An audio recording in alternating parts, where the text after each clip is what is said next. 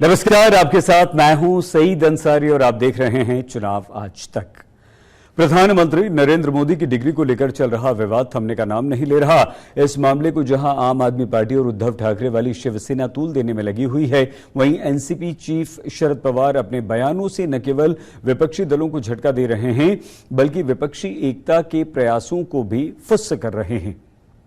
ये किसी से भी छिपा नहीं है कि इस मामले को तूल देते हुए अदालत का दरवाजा खटखटाने वालों को न केवल फटकार मिली, बल्कि उन पर जुर्माना भी लग गया।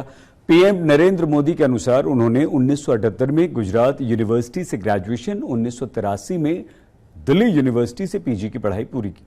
2016 में बीजेपी के नेता अमित शाह और अरुण जेटली प्रेस कॉन्फ्रेंस कर मोदी की बीए एमए की डिग्री सार्वजनिक रूप से दिखा भी चुके हैं। फिर भी आम आदमी पार्टी की ओर से इस रविवार डिग्री दिखाओ कैंपेन की शुरुआत की गई। आम आदमी पार्टी के नेता अपनी डिग्री दिखा रहे हैं और चुनौती दे रहे हैं कि पीएम मोदी भी अपनी डिग्री दिखाएं।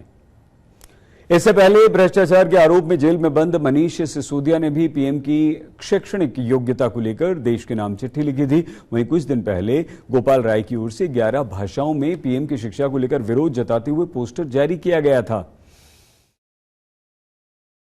फिलहाल राजनीति से इतर आपको यह बता दें कि भारतीय संविधान का कोई भी अनुच्छेद या प्रावधान और न ही जनप्रतिनिधित्व कानून की कोई धारा सांसदों विधायकों के चुनाव के लिए किसी भी तरह की शैक्षणिक योग्यता की शर्त की बात करता है।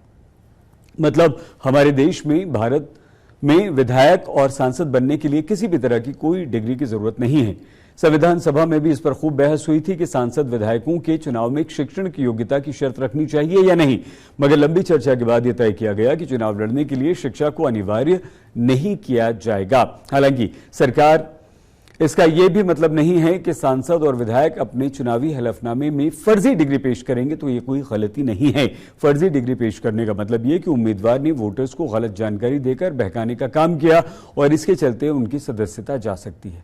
हाल ही में आम आदमी पार्टी के नेता और पूर्व कानून मंत्री जितेंद्र सिंह तोमर और अयोध्या जिले के गोसाईगंज से बीजेपी के विधायक इंद्र प्रताप उर्फ खब्बू तिवारी की विधानसभा सदस्यता फर्जी डिग्री पेश करने के चलते रद्द हो गई। राजनीति में डिग्री का कितना महत्व है, इसे हम 17वीं लोकसभा के निर्वाचित सदस्यों की पढ़ाई लिखाई से देख सकते हैं। 128 सदस्य यानी कि करीब 24% सांसद 12वीं तक पढ़े हैं। हलफनामे में एक सांसद ने खुद को महज साक्षर, एक ने खुद को निरक्षर बताया, जबकि 392 मतलब 73% सांसद ग्रेजुएट है। निसंदेह डिग्री की अपनी महत्ता है, लेकिन एक सीमा तक ही।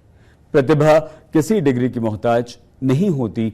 राजनीति में ही न जाने कितने ऐसे लोग हैं जिन्होंने बिना किसी डिग्री सफल शासक, संगठनकर्ता, लीडर के रूप में अपनी छाप छोड़ी है। अब जब चुनावी राजनीति के दिग्गज शरद पवार ने कहा कि पीएम की डिग्री न तो कोई राजनीतिक मुद्दा हो सकती है और न ही कोई राष्ट्रीय मुद्दा, तो इसके अपने मायने आइए समझते हैं। आम आदमी इस मामले पर अखबारों, न्यूज चैनलों की सुर्खियां बटोर ले, लेकिन वोटरों को लुभाना आम आदमी पार्टी के लिए मुश्किल है। भले अरविंद केजरीवाल ये कह रहे हों कि देश इसलिए नहीं विकास कर पा रहा क्योंकि देश के पास पढ़ा लिखा पीएम नहीं है। 21वीं सदी में पढ़ा लिखा पीएम होना चाहिए, लेकिन ये सच नहीं है। प्रधानमंत्री बनने से पहले नरेंद्र मोदी 4 बार गुजरात के मुख्यमंत्री रहे। इस दौरान गुजरात के विकास ने देश और दुनिया का ध्यान अपनी ओर खींचा। विकास के गुजरात मॉडल को ही अपने चुनावी अभियान का केंद्र बनाकर 2014 में मोदी दिल्ली की सत्ता पर काबिज हुए थे। इस दौरान उन्होंने मनमोहन सिंह से कुर्सी छीनी थी, जो काफी पढ़े लिखे थे।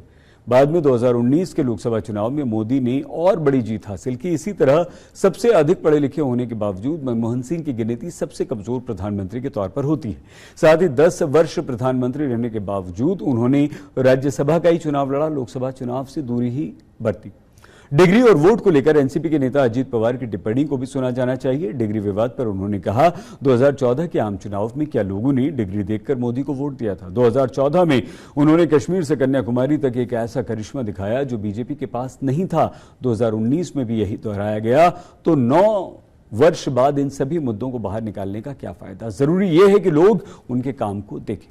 अजीत पवार ने कहा, जहां तक शिक्षा का सवाल है, राजनीति में इसे बहुत जरूरी नहीं माना जाता है। महाराष्ट्र में वसंत दादा पाटिल जैसे पूर्व मुख्यमंत्री अधिक पढ़े लिखे नहीं थे, लेकिन उनका प्रशासन कौशल सबसे अच्छा था। इसे आज तक कोई भूला नहीं है और वास्तव में पाटिल के शासन के दौरान कई शैक्षणिक संस्थाएं और कॉलेजेस खोले गए।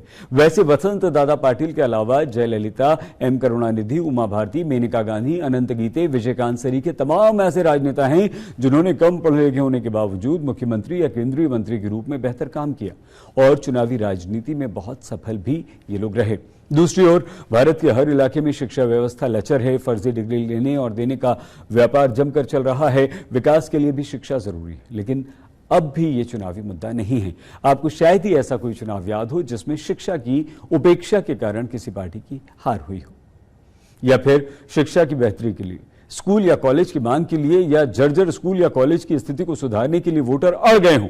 चुनावी मुद्दे के रूप में शिक्षा की स्थिति बिजली, सड़क, पानी, नौकरी से कहीं नीचे है। मतलब आम आदमी पार्टी जिस डिग्री विवाद को लेकर चुनावी मैदान में उतरना चाह रही है, उसका ऐतिहासिक आधार कमजोर रहा है। शायद यही कारण है कि उनके इस अभियान से विपक्षी दल पल्ला झाड़ रहे हैं। एनसीपी के बाद अब टीएमसी ने भी इस मुद्दे से दूरी बना ली है और वो अब आम आदमी से अलग है। तो चुनाव से जुड़े ऐसे दिलचस्प विश्लेषण के लिए आप देखते रहिए चुनाव आज तक। अपना प्लीज बहुत ख्याल रखिएगा और हमारा चैनल सब्सक्राइब करना बिल्कुल मत भूलिएगा।